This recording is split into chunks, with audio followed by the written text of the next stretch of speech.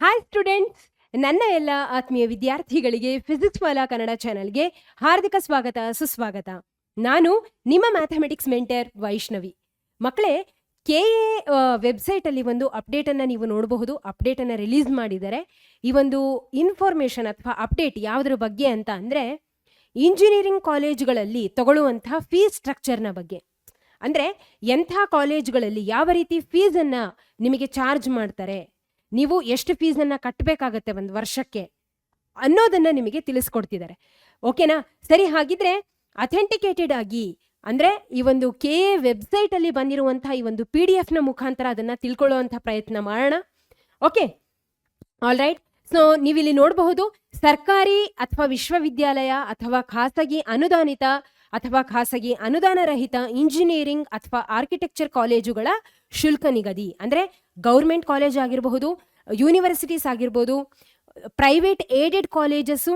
Okay, ಖಾಸಗಿ ಅನುದಾನಿತ ಅಂದ್ರೆ ಓಕೆ, ಖಾಸಗಿ ಅನುದಾನ ರಹಿತ ಅಂದ್ರೆ ಪ್ರೈವೇಟ್ ಅನ್ಏಡೆಡ್, ಗೌರ್ಮೆಂಟಿಗೆ ಏಡ್ ಆಗದೆ ಇರುವಂತಹ ಕಾಲೇಜಸ್ಗಳು. ಎಂಥ ಕಾಲೇಜಸ್ಗಳು? ಇಂಜಿನಿಯರಿಂಗ್ ಅಥವಾ ಆರ್ಕಿಟೆಕ್ಚರ್ ಕಾಲೇಜುಗಳ ಫೀಸ್ ಸ್ಟ್ರಕ್ಚರ್ನ ಬಗ್ಗೆ ನಿಮಗೆ ಇಲ್ಲಿ ತಿಳಿಸ್ಕೊಡ್ತಿದ್ದಾರೆ. ಸೊ ಮೊದಲನೇದಾಗಿ ಕೋರ್ಸಿನ ಹೆಸರು. ಓಕೆ, ಸೊ ಕೋರ್ಸಿನ ಹೆಸರು ಏನು ಅಂತಂದ್ರೆ ಇಂಜಿನಿಯರಿಂಗ್ ಅಥವಾ ಆರ್ಕಿಟೆಕ್ಚರ್. ನಿಮಗೆ ಇಲ್ಲಿ ಕಾಣಿಸ್ತಿದೆ ಅಂತ ಅಂದ್ಕೊಂಡಿದ್ದೀನಿ ಈ ಒಂದು PDF ಕ್ಲಿಯರ್ ಆಗಿ. All right. ಸೊ ಕೋರ್ಸಿನ ಹೆಸರೇನು? ಇಂಜಿನಿಯರಿಂಗ್ ಅಥವಾ ಆರ್ಕಿಟೆಕ್ಚರ್. ಸರಿ, ಈ ಕಡೆ ಕಾಲೇಜುಗಳು. ಎಂಥ ಕಾಲೇಜು ಅಂದ್ರೆ ಸರ್ಕಾರಿ ಕಾಲೇಜುಗಳು, 100% ಸರ್ಕಾರಿ ಕೋಟಾದ ಸೀಟುಗಳು.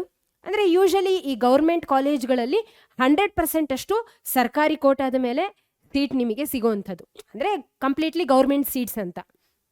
ಸರಿ, ಅದಾದ್ಮೇಲೆ ಮೈಸೂರು ವಿಶ್ವವಿದ್ಯಾಲಯದ 50% ಸೀಟುಗಳು, ಮೈಸೂರು ಯೂನಿವರ್ಸಿಟಿಯಲ್ಲಿ 50% ಸೀಟ್ಗಳೇನಿದಾವಲ್ಲ ಅದು, ಹಾಗೆ ಗೌರ್ಮೆಂಟ್ ಕಾಲೇಜಲ್ಲಿ 100% ಅಷ್ಟು ಸೀಟ್ಗಳು, ಹಾಗೆ ವಿಶ್ವೇಶ್ವರಯ್ಯ ತಾಂತ್ರಿಕ ವಿಶ್ವವಿದ್ಯಾಲಯದ ಘಟಕ ಕಾಲೇಜುಗಳ 50% ಸೀಟುಗಳ ಶುಲ್ಕ. ಅರ್ಥ ಆಗ್ತಿದೆ ಅಲ್ವಾ? ಅಂದ್ರೆ VTU ವಿಶ್ವೇಶ್ವರಯ್ಯ ಟೆಕ್ನಾಲಜಿಕಲ್ ಯೂನಿವರ್ಸಿಟಿ ಏನಿದೆ ಅಲ್ಲ, ಅದರ ಅಂಡರಲ್ಲಿ ಬರುವಂತಹ ಕಾಲೇಜುಗಳು ಎಷ್ಟು ಕಾಲೇಜುಗಳು ಅಂದ್ರೆ 50%. VTU ಅಂಡರಲ್ಲಿ ಬರುವಂತಹ ಕಾಲೇಜುಗಳಲ್ಲಿ 50% ಸೀಟುಗಳು, ಹಾಗೆ ಮೈಸೂರು ಯೂನಿವರ್ಸಿಟಿಯ 50% ಸೀಟುಗಳು. ಅಟ್ ದ ಸೇಮ್ ಟೈಮ್ ಸರ್ಕಾರಿ ಕಾಲೇಜುಗಳು, ಯಾವುದೇ ಸರ್ಕಾರಿ ಕಾಲೇಜ್ ಆಗಿರ್ಬೋದು, ಗೌರ್ಮೆಂಟ್ ಸೀಟ್ ನಿಮಗೆ ಸಿಕ್ಕಾಗ ನೀವು ಎಷ್ಟು ಫೀಸನ್ನ ಪೇ ಮಾಡಬೇಕಾಗತ್ತೆ ಅಂತ ಅಂದ್ರೆ ನೋಡಿ, 42,116 ರೂಪೀಸ್, 42,116 ರೂಪಾಯಿನ ನೀವು ಪೇ ಮಾಡಬೇಕಾಗತ್ತೆ. ಅರ್ಥ ಆಯ್ತಾ? ಅಂದ್ರೆ ಇಷ್ಟರಲ್ಲಿ ಯಾವುದೇ ಒಂದು ಬೇಸಿಕಲಿ ಗೌರ್ಮೆಂಟ್ ಸೀಟ್ ನಿಮಗೆ ಸಿಕ್ಕಾಗ, ಮೈಸೂರು ಯೂನಿವರ್ಸಿಟಿ, ಗೌರ್ಮೆಂಟ್ ಕಾಲೇಜಸ್ ಅಥವಾ VTU ಅಂಡರಲ್ಲಿ ಬರುವಂತಹ ಯಾವುದೇ 50% ಅಷ್ಟು ಸೀಟ್ಗಳಲ್ಲಿ ನಿಮಗೆ ಇಷ್ಟು ದುಡ್ಡನ್ನ ನೀವು ಪೇ ಮಾಡಬೇಕಾಗತ್ತೆ. ಅರ್ಥ ಆಯ್ತಾ? All right.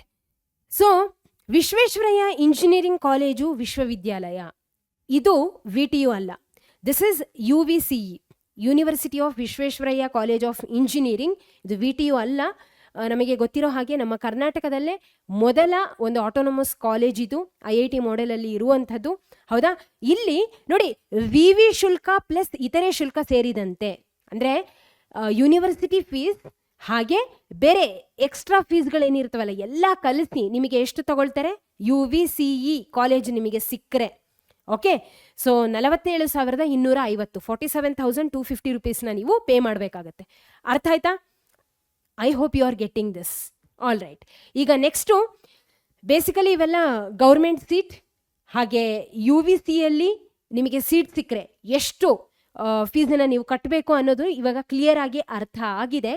ಈಗ ಖಾಸಗಿ ಅನುದಾನಿತ ಕಾಲೇಜುಗಳು ಅಂದ್ರೆ ಪ್ರೈವೇಟ್ ಏಡೆಡ್ ಕಾಲೇಜಸ್ಗಳೇನಿರ್ತಾವಲ್ಲ, ಗೌರ್ಮೆಂಟ್ ಏಡೆಡ್ ಕಾಲೇಜಸ್ಗಳು ಬಟ್ ಪ್ರೈವೇಟ್ ಕಾಲೇಜಸ್ಗಳು, ಅಥವಾ ಖಾಸಗಿ ವಿಶ್ವವಿದ್ಯಾಲಯದ ಅನುದಾನಿತ ಕೋರ್ಸು ಶುಲ್ಕ. ಓಕೆ, ಅಂದ್ರೆ ಏಡೆಡ್ ಕಾಲೇಜಸ್ ಆಗಿರಬಹುದು ಅಥವಾ ಯೂನಿವರ್ಸಿಟೀಸ್ ಆಗಿರಬಹುದು, ಅಂಥಲ್ಲಿ ಯೂನಿವರ್ಸಿಟಿ ಫೀಸ್ ಹಾಗೆ ಇತರೆ ಶುಲ್ಕ, ಬೇರೆ ಫೀಸ್ ಎರಡೂ ಕಲಿಸಿ ಒಟ್ಟು ನೀವು ಎಷ್ಟು ಕಟ್ಟಬೇಕು ಅನ್ನೋದನ್ನ ಇಲ್ಲಿ ಹೇಳ್ತಿದ್ದಾರೆ. ಅದರಲ್ಲಿ 2 ವಿಭಾಗ, 2 ರೀತಿ ಇದೆ. ಒಂದು, ನೀವು KCET ಮುಖಾಂತರ ಇಂಥ ಒಂದು ಏಡೆಡ್ ಕಾಲೇಜ್, ಪ್ರೈವೇಟ್ ಏಡೆಡ್ ಕಾಲೇಜ್ಗಳಿಗೆ ನೀವು ಹೋಗ್ತಿದ್ದೀರಾ, ಗೌರ್ಮೆಂಟ್ ಏಡೆಡ್ ಕಾಲೇಜ್ಗಳಿಗೆ ನೀವು ಜಾಯಿನ್ ಆಗ್ತಿದ್ದೀರಾ ಅಂತ ಅಂದ್ರೆ 95% ಸರ್ಕಾರಿ ಕೋಟಾದ ಸೀಟುಗಳು. ಒಂದ್ ವೇಳೆ ನೀವು KCET ಮುಖಾಂತರ ಹೋಗ್ತಿದ್ದೀರಾ, ಹೌದಾ, ಅಂದ್ರೆ ನಿಮ್ಮ ಈ ಒಂದು ಕೌನ್ಸಿಲಿಂಗ್ ಪ್ರಾಸೆಸ್ಸಲ್ಲೇ ನಿಮಗೆ ಯಾವುದಾದ್ರೂ ಇಂಥದ್ದು ಏಡೆಡ್ ಕಾಲೇಜ್ ಸಿಕ್ಕಿದೆ ಅಂದರೆ ಅಲ್ಲಿ ಯೂಶಲಿ ಅಂಥ ಕಾಲೇಜುಗಳಲ್ಲಿ 95% ಅಷ್ಟು ಗೌರ್ಮೆಂಟ್ ಸೀಟ್ಸ್ಗಳನ್ನು ಇಟ್ಟಿರ್ತಾರೆ. ಓಕೆ, ಉಳಿದಿರೋ 5% ಸೀಟುಗಳು ಎಂಥದ್ದು ಅಂದರೆ ಆಡಳಿತ ಮಂಡಳಿ ಕೋಟಾದ ಸೀಟುಗಳು 5% ಅಷ್ಟು, ಅಂದರೆ ಮ್ಯಾನೇಜ್ಮೆಂಟ್ ಕೋಟಾದ ಮೇಲೆ ಸೀಟ್ ಸಿಗುವಂಥದ್ದು. ಹೌದಾ? ಒಂದು ವೇಳೆ ನೀವು KCET ಮುಖಾಂತರ ಹೋಗೋದಾದರೆ ಇಂಥ ಕಾಲೇಜುಗಳಿಗೆ ನೀವು 42,116 ರೂಪೀಸ್, ಸೇಮ್ ಗೌರ್ಮೆಂಟ್ ಕಾಲೇಜಲ್ಲಿ ಏನು ಕಟ್ತೀರೋ ಅದನ್ನೇ ಇಲ್ಲಿನೂ ಕೂಡ ಕಟ್ತೀರಾ. ಅರ್ಥ ಆಗ್ತಿದೆ ಅಲ್ವಾ?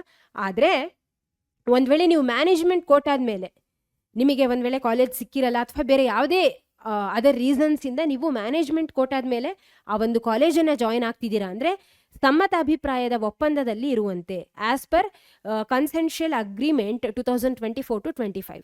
ಸೊ KCETಗೆ ಹಾಗೆ KEA ಹಾಗೆ ಕಾಲೇಜಿಗೆ ಒಪ್ಪಂದ ಆಗಿರುವಂಥ ಒಂದು ನಿರ್ದಿಷ್ಟ ಅಮೌಂಟ್ ಇರುತ್ತೆ, ಅಷ್ಟನ್ನು ಕಾಲೇಜವರು ನಿಮಗೆ ತಗೊಳ್ತಾರೆ. It is completely depending on the college ಅಂತಲೇ ಹೇಳ್ಬೋದು.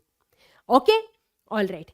ಈಗ ನೆಕ್ಸ್ಟು ಖಾಸಗಿ ಅನುದಾನರಹಿತ ಇಂಜಿನಿಯರಿಂಗ್ ಅಥವಾ ಆರ್ಕಿಟೆಕ್ಚರ್ ಕಾಲೇಜುಗಳಲ್ಲಿನ ಸೀಟುಗಳಿಗೆ ನಿಗದಿಪಡಿಸಿದ ಶುಲ್ಕ ವಿವಿ ಶುಲ್ಕ ಹೊರತುಪಡಿಸಿ ಅಲ್ಪಸಂಖ್ಯಾತವಲ್ಲದ ಸಂಸ್ಥೆಗಳು, ಮೈನಾರಿಟಿ ಇನ್ಸ್ಟಿಟ್ಯೂಟ್ಸ್ ಅಲ್ಲ. ಓಕೆ, ಯಾವುದೇ ಮಷಿನರೀಸಿಂದ ನಡೆಯುವಂಥದ್ದಲ್ಲ. Okay, basically this are purely private college ಅಂತ ಹೇಳಬಹುದು, ಪ್ರೈವೇಟ್ ಇಂಜಿನಿಯರಿಂಗ್ ಅಥವಾ ಆರ್ಕಿಟೆಕ್ಚರ್ ಕಾಲೇಜುಗಳು. ಇಲ್ಲಿ 3 ರೀತಿ ಇದೆ, 3 ವಿಭಾಗ ಇದೆ. ಒಂದೇನು ಅಂದರೆ ಸರ್ಕಾರಿ ಕೋಟಾದ ಸೀಟು, ಅಂದರೆ KCET ಮುಖಾಂತರ ನೀವು ಹೋಗೋದಾದರೆ ಇಂಥ ಪ್ರೈವೇಟ್ ಕಾಲೇಜುಗಳಲ್ಲಿ 45% ಸೀಟ್ಸ್ಗಳು KCET ಸ್ಟೂಡೆಂಟ್ಸ್ಗಳಿಗೆ ಇಟ್ಟಿರ್ತಾರೆ. ನೀವು ಇಂಥ ಪ್ರೈವೇಟ್ ಕಾಲೇಜಿಗೆ ಹೋಗೋದಾದರೆ ಅದು ಸರ್ಕಾರಿ ಕೋಟಾದ ಸೀಟುಗಳು, ಅಂದರೆ ಗೌರ್ಮೆಂಟ್ ಸೀಟ್ನ ಮುಖಾಂತರ KCET ಮುಖಾಂತರ ಹೋಗೋದಾದರೆ ನೀವು 76,135 ರೂಪಾಯಿ ಕಟ್ಟಬೇಕು ಅಥವಾ 84,596 ರೂಪೀಸನ್ನು ನೀವು ಪೇ ಮಾಡಬೇಕಾಗತ್ತೆ. ಓಕೆ, ಅಂದರೆ ಯೂಶಲಿ ಇವೆರಡರ ಒಳಗಡೆಗೆ ಇರುತ್ತೆ ಫೀಸ್ ಅನ್ನೋದು ಇಲ್ಲಿ ನಾವು ಅರ್ಥ ಮಾಡ್ಕೋಬೇಕು. ಓಕೆ, ಒಂದು ವೇಳೆ ನೀವು ಕಾಮೆಡ್-ಕೆ ಕೋಟಾದ ಅಂದರೆ ಕಾಮೆಡ್-ಕೆ ಮುಖಾಂತರ ನೀವು ಹೋಗ್ತಿದ್ದೀರಾ ಅಂತಂದರೆ ಕಾಮೆಡ್-ಕೆಯಿಂದ ಬರುವಂಥ ಸ್ಟೂಡೆಂಟ್ಸಿಗೆ 30% ಅಷ್ಟು ಸೀಟ್ಗಳನ್ನು ಪ್ರೈವೇಟ್ ಕಾಲೇಜುಗಳಲ್ಲಿ ರಿಸರ್ವ್ ಮಾಡಿ ಇಟ್ಟಿರ್ತಾರೆ. ಓಕೆ, ಅವರಿಗೆ ಫೀಸ್ ಸ್ಟ್ರಕ್ಚರ್ ಎಷ್ಟು ಅಂದರೆ 1,86,111 ರೂಪೀಸ್ ಅಥವಾ 2,61,477 ರೂಪೀಸ್. ಇವೆರಡರ ಒಳಗಡೆ ಇರ್ತಕ್ಕಂಥದ್ದು, ಮಿತಿಗೊಳಪಟ್ಟದ್ದು, ಅಂದರೆ ಇವೆರಡರ ಒಳಗಡೆಗೆ ನಿಮಗೆ ಫೀಸನ್ನು ಅವರು ತಗೊಳ್ತಾರೆ. ಓಕೆ, ಇನ್ ಕೇಸ್ ನೀವು ಮ್ಯಾನೇಜ್ಮೆಂಟ್ ಸೀಟಲ್ಲಿ ಹೋಗೋದಾದರೆ ಅಗೇನ್ ಅದು ಕೂಡ ಕಾಲೇಜ್ ಮೇಲೆ ಡಿಪೆಂಡ್ ಆಗಿರುವಂಥದ್ದು. ಆಲ್ ರೈಟ್, ಇದೆಲ್ಲ ಯಾವುದು ಅಂದರೆ ಅಲ್ಪಸಂಖ್ಯಾತವಲ್ಲದ ಸಂಸ್ಥೆಗಳು, ಮೈನಾರಿಟಿ ಇನ್ಸ್ಟಿಟ್ಯೂಟ್ಸ್ ಆಗಿರೋದಿಲ್ಲ. ಈಗ ಅಲ್ಪಸಂಖ್ಯಾತ ಸಂಸ್ಥೆಗಳು ಅಂದರೆ private colleges at the same time they are minority colleges. Okay, ಅಂದರೆ ಮೈನಾರಿಟಿ ಇನ್ಸ್ಟಿಟ್ಯೂಟ್ಸ್ ಬೇಸಿಕಲಿ. ಅಲ್ಲಿ ಅಂಥ ಕಾಲೇಜಲ್ಲಿ ನೀವೇನಾದರೂ ಸರ್ಕಾರಿ ಕೋಟಾದ ಮುಖಾಂತರ ಹೋಗ್ತಿದ್ದೀರಾ ಅಂದರೆ KCET ಮುಖಾಂತರ ಹೋಗ್ತಿದ್ದೀರಾ ಅಂದರೆ ಅಲ್ಲಿ 45% ಸೀಟ್ಸ್ಗಳನ್ನು KCETಯಿಂದ ಬರುವಂಥ ಮಕ್ಕಳಿಗೆ ಇಟ್ಟಿರ್ತಾರೆ ರಿಸರ್ವ್ ಮಾಡಿ. ಓಕೆ, ಸೊ ನೀವು KCET ಮುಖಾಂತರ ಹೋಗೋದಾದರೆ 76,135 ರೂಪೀಸನ್ನು ಕಟ್ಟಬೇಕು ಅಥವಾ 84,596 ಇವೆರಡರ ಒಳಗಡೆಗೆ ನಿಮಗೆ ಫೀಸನ್ನು ತಗೊಳ್ತಾರೆ. ಇನ್ನು ಇದನ್ನು ಬಿಟ್ಟು KRLM-PCA ಅಥವಾ AMPCK ಈ ಒಂದು ಮೈನಾರಿಟಿ ಕೋಟಾದ ಅಂಡರಲ್ಲಿ ನೀವೇನಾದರೂ ಹೋಗೋದಾದರೆ ಅಂಥ ಮಕ್ಕಳಿಗೆ 30% ಸೀಟ್ಸನ್ನು ರಿಸರ್ವ್ ಮಾಡಿರ್ತಾರೆ. ಮೈನಾರಿಟಿ ಕೋಟಾ ಅಂಡರಲ್ಲಿ ಹೋಗೋದಾದರೆ ಅಂಥ ಮಕ್ಕಳಿಗೆ ಅಂದರೆ ನೀವು ಒಂದು ವೇಳೆ ಈ ಒಂದು ಕೋಟಾದ ಅಂಡರಲ್ಲಿ ಹೋಗೋದಾದರೆ 1,86,111 ರೂಪೀಸ್ ಅಥವಾ 2,61,477 ರೂಪೀಸ್ ಇವೆರಡರ ಒಳಗಡೆಗೆ ನಿಮಗೆ ಒಂದು ಫೀಸನ್ನು ತಗೊಳ್ತಾರೆ. ಅರ್ಥ ಆಯ್ತಾ? ಇನ್ನು ಕಂಪ್ಲೀಟ್ ಆಗಿ ನೀವು ಮ್ಯಾನೇಜ್ಮೆಂಟ್ ಕೋಟಾದ ಅಂಡರಲ್ಲಿ ಹೋಗೋದಾದರೆ ಇದು ಕಾಲೇಜ್ ಮೇಲೆ ಡಿಪೆಂಡ್ ಆಗಿರುವಂಥದ್ದು. ಇಷ್ಟ ಅರ್ಥ ಆಯ್ತಾ? I hope you are getting this. ಅರ್ಥ ಆಯ್ತು ತಾನೆ? ಸೊ ಯೂಶಲಿ ನೀವು ಇಲ್ಲಿ ಏನು ಅರ್ಥ ಮಾಡ್ಕೊಂಡ್ರಿ ಅಂದರೆ ಗೌರ್ಮೆಂಟ್ ಕಾಲೇಜ್ ಆಗಿರಬಹುದು ಅಥವಾ ಪ್ರೈವೇಟ್ ಏಡೆಡ್ ಇಂಜಿನಿಯರಿಂಗ್ ಕಾಲೇಜ್ಗಳು, ಪ್ರೈವೇಟ್ ಹಾಗೆ ಗೌರ್ಮೆಂಟ್ನ ಜೊತೆಗೆ ಏಡ್ ಆಗಿರುವಂಥ ಇಂಜಿನಿಯರಿಂಗ್ ಕಾಲೇಜ್ಗಳಲ್ಲಿ ನಿಮಗೆ ಈ ಒಂದು ಗೌರ್ಮೆಂಟ್ ಸೀಟ್ ಸಿಕ್ಕಾಗ ಯೂಶಲಿ ನೀವೆಷ್ಟು ಪೇ ಮಾಡ್ತೀರಾ? 42,116 ರೂಪೀಸ್. ಇಷ್ಟನ್ನ ನೀವು ಅರ್ಥ ಮಾಡ್ಕೊಳ್ರಿ. Okay, all right. ಈಗ ನೆಕ್ಸ್ಟ್ ಕೆಳಗಡೆ ಕೆಲವೊಂದಿಷ್ಟು ಇನ್ಫಾರ್ಮೇಶನ್ ಕೊಟ್ಟರೆ ಅದೇನು ಅಂತ ಬೇಗ ನೋಡೋಣ. 5% ಸಂಖ್ಯಾತಿರಿಕ್ತ ಸೀಟುಗಳಿಗೆ ಸೂಪರ್ ನ್ಯೂಮರರಿ ಕೋಟಾ ಪ್ರವೇಶಾತಿ ಪಡೆಯುವ ಅಭ್ಯರ್ಥಿಗಳಿಗೆ ಬೋಧನಾ ಶುಲ್ಕವನ್ನು ಪಾವತಿಸುವುದರಿಂದ ವಿನಾಯಿತಿ ಇರುತ್ತದೆ. ಇನ್ ಕೇಸ್ ನೀವು SNQ ಅಂಡರಲ್ಲಿ ಯಾವುದಾದ್ರೂ ಸೀಟ್ ಯಾವುದೇ ಕಾಲೇಜಲ್ಲಿ ತಗೊಂಡ್ರೂ ಕೂಡ ನಿಮಗೆ ಏನಿರುತ್ತೆ, ಈ ಒಂದು ಗೌರ್ಮೆಂಟ್ ಫೀಸ್ ಏನು ಕಟ್ತಿರಲ್ಲ ಇದರಿಂದ ವಿನಾಯಿತಿ, ನೀವು ಕಟ್ಟೋ ಅವಶ್ಯಕತೆ ಇರಲ್ಲ. ಕ್ಲಿಯರ್? ಓಕೆ. ಸೊ ಅನುದಾನ ರಹಿತ ಖಾಸಗಿ ಇಂಜಿನಿಯರಿಂಗ್ ಕಾಲೇಜುಗಳು ಪ್ರತಿ ವಿದ್ಯಾರ್ಥಿಯಿಂದ ಇತರೆ ಶುಲ್ಕವಾಗಿ ವಾರ್ಷಿಕ ರೂಪಾಯಿ 20,000 ರೂಪಾಯಿಗಳನ್ನು ಮೀರದಂತೆ ಪ್ರಥಮ ವರ್ಷದ ಶುಲ್ಕವನ್ನು ಕರ್ನಾಟಕ ಪರೀಕ್ಷಾ ಪ್ರಾಧಿಕಾರದಲ್ಲಿಯೇ ಪಾವತಿಸತಕ್ಕದ್ದು. ಓಕೆ, ಅಂದ್ರೆ ಅನುದಾನ ರಹಿತ ಖಾಸಗಿ ಇಂಜಿನಿಯರಿಂಗ್ ಕಾಲೇಜುಗಳು, ಏಡ್ ಆಗದೆ ಇರುವಂಥ ಕಂಪ್ಲೀಟ್ಲಿ ಪ್ಯೂರ್ ಪ್ರೈವೇಟ್ ಇಂಜಿನಿಯರಿಂಗ್ ಕಾಲೇಜುಗಳು ಪ್ರತಿಯೊಂದು ಸ್ಟೂಡೆಂಟ್ಸ್ಗಳಿಂದ ಎಷ್ಟನ್ನ ತಗೋಬೇಕು ಶುಲ್ಕವಾಗಿ, ಇತರೆ ಶುಲ್ಕ ಅಂದರೆ ಅದರ್ ಫೀಸ್, ಇನ್ಫ್ರಾಸ್ಟ್ರಕ್ಚರ್ ಅದು ಇದು ಅಂತ ಹೇಳಿ ಏನೇನು ತಗೊಳ್ತಿರ್ತಾರಲ್ಲ, ಸೊ ಆ ಒಂದು ಫೀಸ್ ಆನ್ಯಲ್ ಫೀಸ್ ಎಷ್ಟಾಗಿರ್ಬೇಕು ಅಂದರೆ 20,000 ಮೀರದಂತೆ. ಓಕೆ, ಅಂದರೆ 1ರಿಂದ 20,000 ಒಳಗಡೆ ಎಷ್ಟಾದರೂ ಅವರು ಎಕ್ಸ್ಟ್ರಾ ಫೀಸನ್ನು ತಗೋಬಹುದು. ಫಸ್ಟ್ ಇಯರಿಗೆ ಅಂದರೆ ನೀವು ಫಸ್ಟ್ ಇಯರ್ ಇವಾಗ ಜಾಯಿನ್ ಆಗ್ತಿದ್ದೀರಲ್ಲ, ಈ ಒಂದು ಗೌರ್ಮೆಂಟ್ ಫೀಸನ್ನು ಬಿಟ್ಟು ಕಾಲೇಜ್ ವತಿಯಿಂದ ನಿಮಗೆ ಈ 20,000 ರೂಪಾಯಿ ಮೀರದಂತೆ ಅವರು ಈ ಒಂದು ಅದರ್ ಫೀಸನ್ನು ತಗೋಬೇಕು. ಎಂಥ ಕಾಲೇಜು? ಪ್ರೈವೇಟ್ ಕಾಲೇಜುಗಳು ತಗೋಬೇಕು ಅನ್ನೋದನ್ನ ಅವ್ರು ಹೇಳ್ತಿದ್ದಾರೆ. ಓಕೆ, ಪ್ರಥಮ ವರ್ಷದ ಶುಲ್ಕವನ್ನು ಕರ್ನಾಟಕ ಪರೀಕ್ಷಾ ಪ್ರಾಧಿಕಾರದಲ್ಲಿಯೇ ಪಾವತಿಸತಕ್ಕದ್ದು. ಅರ್ಥ ಆಯ್ತಾ? ಅಂದ್ರೆ KA ವೆಬ್ಸೈಟ್ ಅಲ್ಲಿ, ಅಂದ್ರೆ KA ಕಡೆಯಲ್ಲೇ ನೀವು ಇದನ್ನ ಪೇ ಮಾಡಬೇಕಾಗತ್ತೆ ಅನ್ನೋದನ್ನ ಅವ್ರು ಹೇಳ್ತಿದ್ದಾರೆ. All right. ಸೊ ತದನಂತರದ ವರ್ಷಗಳಲ್ಲಿ ಆಯಾಯ ಕಾಲೇಜುಗಳಲ್ಲಿಯೇ ಪಾವತಿಸುವುದು. ಈ ಶುಲ್ಕಕ್ಕೆ ಬ್ರೇಕಪ್ ಅನ್ನು ಕಾಲೇಜುಗಳಿಂದ ಪಡೆದು ಕರ್ನಾಟಕ ಪರೀಕ್ಷಾ ಪ್ರಾಧಿಕಾರದ ಅಧಿಕೃತ ಜಾಲತಾಣದಲ್ಲಿ ಹಾಗೂ ಆಯಾಯ ಕಾಲೇಜುಗಳ ಅಧಿಕೃತ ಜಾಲತಾಣದಲ್ಲಿ ಪ್ರಕಟಿಸಲು ಕಾರ್ಯನಿರ್ವಾಹಕ ನಿರ್ದೇಶಕರು, ಕರ್ನಾಟಕ ಪರೀಕ್ಷಾ ಪ್ರಾಧಿಕಾರ ಹಾಗೂ ಆಯಾಯ ಕಾಲೇಜುಗಳ ಪ್ರಾಂಶುಪಾಲರುಗಳು ಕೂಡಲೇ ಕ್ರಮ ಕೈಗೊಳ್ಳತಕ್ಕದ್ದು. ಇದು ಅವ್ರ ಕೆಲಸ. ಓಕೆ, ಸೊ ಇಷ್ಟು ನಿಮಗೆ ಗೊತ್ತಾಯ್ತಲ್ಲ. ಅದರ್ ಫೀಸ್ ಎಷ್ಟಿರುತ್ತೆ? 20,000 ಒಳಗಡೆಗೆ ನೀವು ಕಟ್ತೀರಾ. ಅದು ಕಾಲೇಜು ಎಷ್ಟು ಅನ್ನೋದು ಕಾಲೇಜ್ ಮೇಲೆ ಡಿಪೆಂಡು, ಅದರ್ ಫೀಸ್ ಎಷ್ಟು ಅನ್ನೋದು. ಬಟ್ ಅದನ್ನ KA ವೆಬ್ಸೈಟಲ್ಲೇ ನೀವು ಏನಿದ್ರು ಈಗ ಗೌರ್ಮೆಂಟ್ ಫೀಸನ್ನು ಹೇಗೆ ಕಟ್ತೀರಲ್ಲ, ಇನ್ ದ ಸೇಮ್ ವೇ ಇದನ್ನು ಕೂಡ ಕಟ್ತೀರಾ, ಎಕ್ಸ್ಟ್ರಾ ಫೀಸನ್ನು.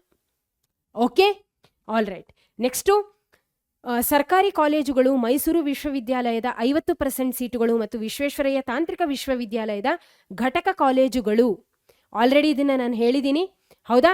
ಮೊದಲನೇ ವರ್ಷಕ್ಕೆ ಫಸ್ಟ್ ಹೇಳಿದ್ನಲ್ಲ, 100% ಅಷ್ಟು ಗೌರ್ಮೆಂಟ್ ಕಾಲೇಜುಗಳಲ್ಲಿ ಇರುವಂಥ ಗೌರ್ಮೆಂಟ್ ಸೀಟ್ಸು, 50% ಅಷ್ಟು ಮೈಸೂರು ಯೂನಿವರ್ಸಿಟಿಯಲ್ಲಿ ಇರುವಂತಹ ಸೀಟ್ಸ್, ಹಾಗೆ VTU ಅಲ್ಲಿ ಇರುವಂತಹ 50% ಸೀಟುಗಳು.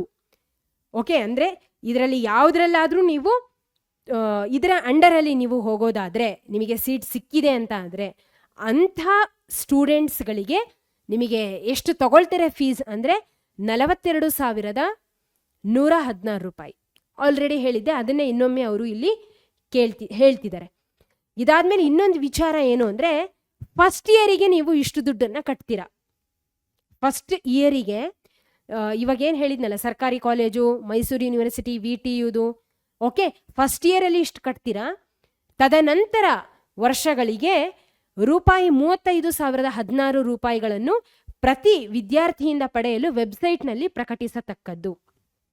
ಸೆಕೆಂಡ್ ಇಯರಿಂದ 35,000 ಚಿಲ್ಲರೆಯಷ್ಟು ನೀವು ಕಟ್ಟೋದಷ್ಟೇ. Okay, not 42,000. Is it clear? All right.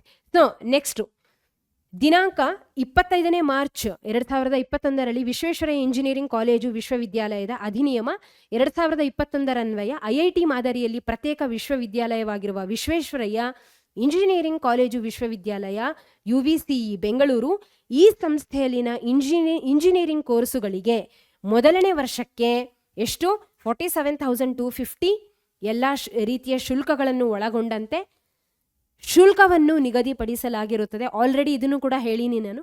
ಇದರಲ್ಲಿ ಬೋಧನಾ ಶುಲ್ಕ ರೂಪಾಯಿ 30,000ಗಳಾಗಿರುತ್ತದೆ ಮತ್ತು ತದನಂತರ ವರ್ಷಗಳಿಗೆ 45,750 ರೂಪಾಯಿಗಳನ್ನು ಪ್ರತಿ ವಿದ್ಯಾರ್ಥಿಯಿಂದ ಪಡೆಯಲು ವೆಬ್ಸೈಟ್ನಲ್ಲಿ ಪ್ರಕಟಿಸತಕ್ಕದ್ದು.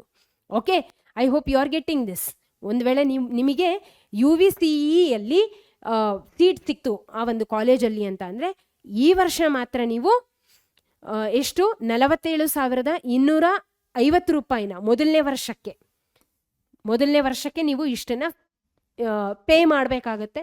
ಓಕೆ, ಇದರಲ್ಲಿ ಬೋಧನಾ ಶುಲ್ಕ 30,000 ರೂಪಾಯಿ. ಓಕೆ, 30,000 ರುಪೀಸ್ ಏನು ಅಂದರೆ ಟೀಚಿಂಗ್ ಫೀ. ಓಕೆ, ತದನಂತರ ವರ್ಷಗಳಿಗೆ ರೂಪಾಯಿ 45,750 ರೂಪಾಯಿಗಳನ್ನು ಪ್ರತಿ ವಿದ್ಯಾರ್ಥಿಯಿಂದ ಪಡೆಯಬೇಕು ಅಂತ ಹೇಳ್ತಿದ್ದಾರೆ. ನೆಕ್ಸ್ಟ್ ಇಯರಿಂದ 45,750 ರುಪೀಸ್ನ ನೀವು ಪೇ ಮಾಡಬೇಕಾಗತ್ತೆ. All right.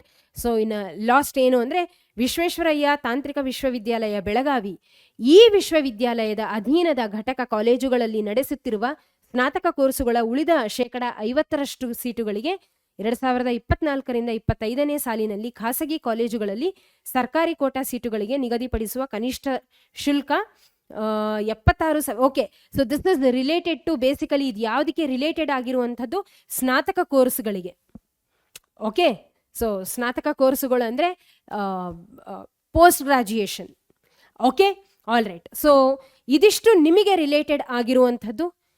ಅಂದರೆ ನೀವು ಇವಾಗ ಫಸ್ಟ್ ಇಯರ್ ಏನು ಜಾಯ್ನ್ ಆಗ್ತಿದ್ದೀರಲ್ಲ, KCET ಸೆಕೆಂಡ್ ಇಯರ್ ಮುಗಿಸಿ ಈ ಒಂದು ಇಂಜಿನಿಯರಿಂಗ್ ಕಾಲೇಜ್ಗಳನ್ನು ಯಾರ್ಯಾರು ಜಾಯ್ನ್ ಆಗ್ತಿದ್ದೀರಾ ಅವರಿಗೆ ಯಾವ ರೀತಿ ಫೀಸ್ ಸ್ಟ್ರಕ್ಚರ್ ಇರುತ್ತೆ ಎಂಥ ಕಾಲೇಜ್ಗಳಲ್ಲಿ ಅನ್ನೋದು ಇಂಪಾರ್ಟೆಂಟ್ ಆಗಿತ್ತು. ಸೊ ಅದನ್ನು ನಾನು ತಿಳಿಸ್ಕೊಟ್ಟಿದ್ದೀನಿ. ಐ ಹೋಪ್ ಖಂಡಿತ ನಿಮಗೆ ಇದು ಹೆಲ್ಪ್ಫುಲ್ ಆಗಿದೆ ಅಂತ ಅಂದ್ಕೊಂಡಿದ್ದೀನಿ. Okay, all right. ಸೊ ಮುಂದಿನ ಒಂದು ವಿಡಿಯೋದಲ್ಲಿ ಇನ್ನು ಮುಂದೆ ಏನು ಬರ್ತಕ್ಕಂಥ ಅಪ್ಡೇಟ್ಗಳೇನಿರುತ್ತಲ್ಲ, KEA ವೆಬ್ಸೈಟಲ್ಲಿ ಬರುವಂಥ ಅಪ್ಡೇಟ್ ಅಥವಾ ಇನ್ಫಾರ್ಮೇಷನನ್ನು ನಿಮಗೆ ತಿಳಿಸೋದಕ್ಕೆ ನಾನು ಮತ್ತೆ ಬರ್ತೀನಿ. ಅಲ್ಲಿವರೆಗೂ take care everyone, have A great day. ಮತ್ತೆ ಸಿಗೋಣ. ಧನ್ಯವಾದಗಳು.